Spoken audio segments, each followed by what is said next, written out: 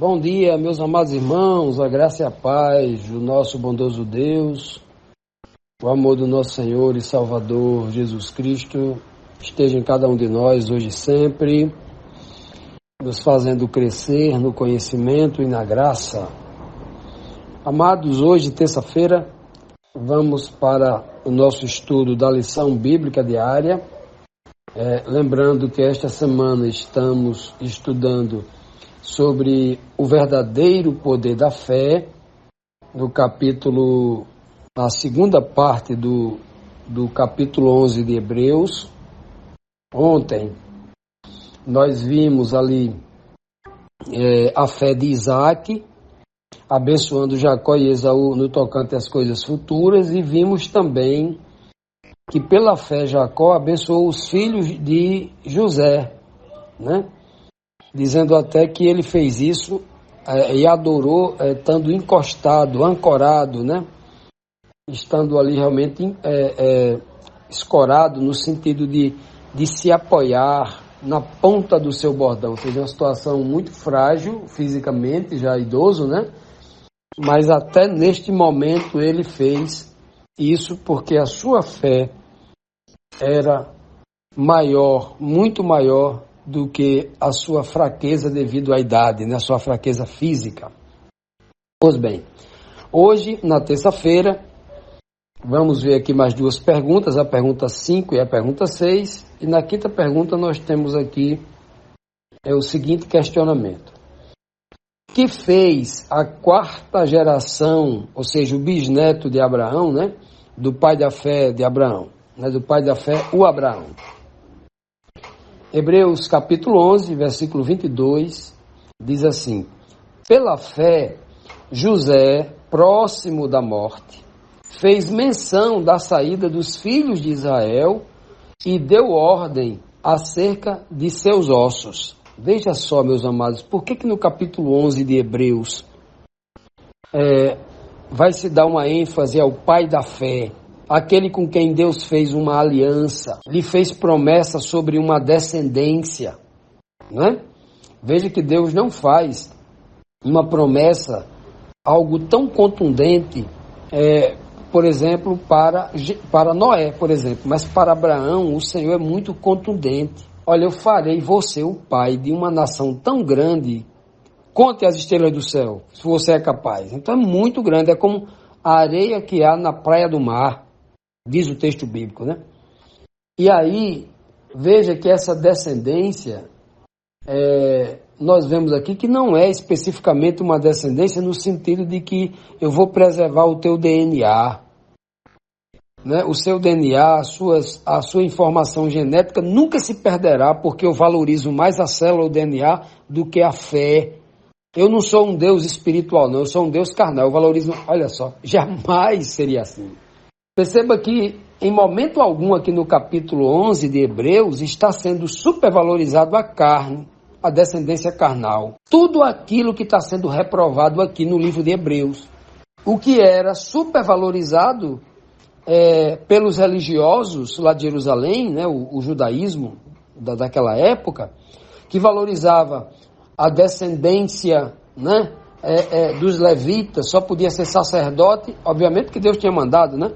Mas eles se apegavam a isso como se Deus fizesse acepção de pessoas e eles fossem os mais santos. A vida toda podre, a vida toda errada, fazendo coisas erradas que Deus abominava. O próprio Cristo denunciou o pecado deles, né? Paulo continua denunciando o pecado deles. E eles supervalorizavam, não, que eu sou filho de Abraão, dizia para Cristo. Olha, eu sou filho de Abraão. E se você é filho de Abraão, você tem a fé de Abraão e não a carne de Abraão, disse Cristo, né? Se você é filho de Abraão, tem que ter a fé dele, não é ter o DNA dele, não. Até dessas pedras, o Senhor pode fazer filho de Abraão. Olha que coisa linda, né? Olha que coisa linda o Senhor está dizendo aí, né? E justamente é o que está sendo exaltado aqui no livro de Hebreus. O reino de Deus, Deus é espírito de um ser espiritual, jamais seria supervalorizado a carne, né? O homem exterior, como fala Cristo, como fala Paulo, né? O tempo todo ele está mostrando aqui, não está sendo dito aqui, olha, e José se parecia muito a face dele com a de Abraão. Em nenhum momento está se tratando disso. O tempo todo é tratando da fé do homem interior, que era Isaac, do homem interior, que era Jacó, e agora do homem interior, que é José. Sempre mostrando aqui o que é mais importante. É por isso que o sacerdócio levita, que era hereditário, que a descendência era escolhida pela carne, é substituído pelo sacerdócio de Cristo, que é segundo o Espírito. Segundo a ordem de Melquisedeque, que não era pela carne. Era Deus quem escolhia, segundo o Espírito. Segundo o caráter da pessoa, segundo a sua índole, segundo o seu espiritual. Assim era escolhido. Aí quando eu leio aqui, ó, uma repetição de fatos, Abraão, Isaac, Jacó, agora José, quarta geração. Olha o que o texto diz, que José, quando chegou próximo à sua morte, já era um idoso, né? O Jacó já tinha morrido e tal. José fez uma espécie de profecia, fez a menção de que um dia, ora, Deus estava usando ele, homens, os cheios do Espírito Santo, né? O José fez uma menção de que o povo de Deus um dia iria sair do Egito. Ou seja, ele estava falando de algo que iria acontecer 430 anos depois dele. Olha que coisa linda. Ele fez uma menção, olha, a fé na coisa futura. Como disse no texto anterior, né? No texto anterior, na terceira pergunta da segunda-feira, pela fé, Isaac abençoou Jacó e Esaú no tocante às coisas futuras. Olha que coisa linda. É o que José está fazendo aqui. Pela fé, ele está já dizendo que no futuro, o povo de Israel, os filhos de Jacó, que chegaram ali, as 12 tribos, né? Chegaram lá no Egito, foram muito bem recebidos por Faraó. Faraó deu para eles a terra de Gósen, que era uma terra que tinha muita água, uma terra que tinha muito pasto, era ideal, ou seja, o Faraó realmente deu uma terra boa, foi muito bem recebido ali, uma terra boa para para cuidar dos animais, dos rebanhos, olha que coisa linda, né? Muito bem recebido, por honra, por consideração a José, que salvou a pele deles, né? Deus, através de José, havia salvo a pele deles. E o faraó estava mostrando essa questão da gratidão.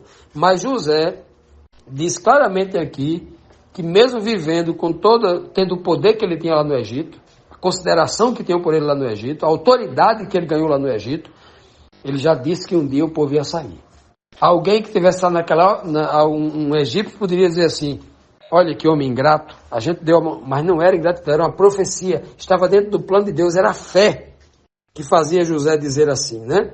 E disse o seguinte mais, olha, eu por causa dos meus, eu vivi como escravo aqui e vou morrer aqui nessa terra.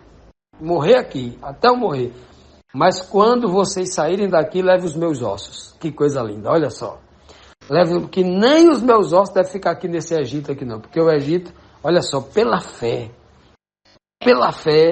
ele condena a terra que o abraçou, a terra que o fez homem poderoso.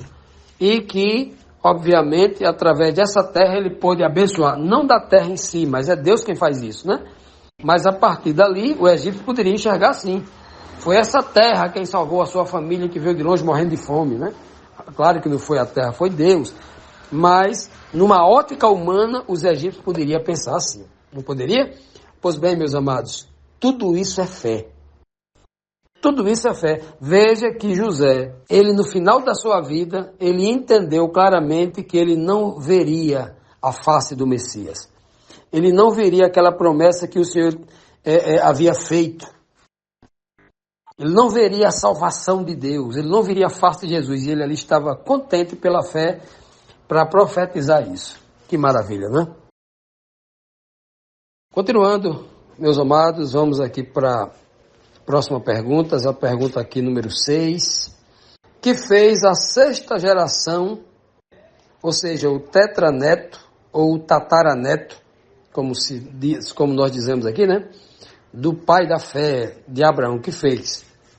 Vamos tratar agora de Moisés, né? O texto aqui está em Hebreus 11, versículo 24, 25, que diz assim: Pela fé, Moisés, sendo já grande, recusou ser chamado filho da filha de Faraó, escolhendo antes ser maltratado com o povo de Deus, do que por um pouco de tempo ter o gozo do pecado.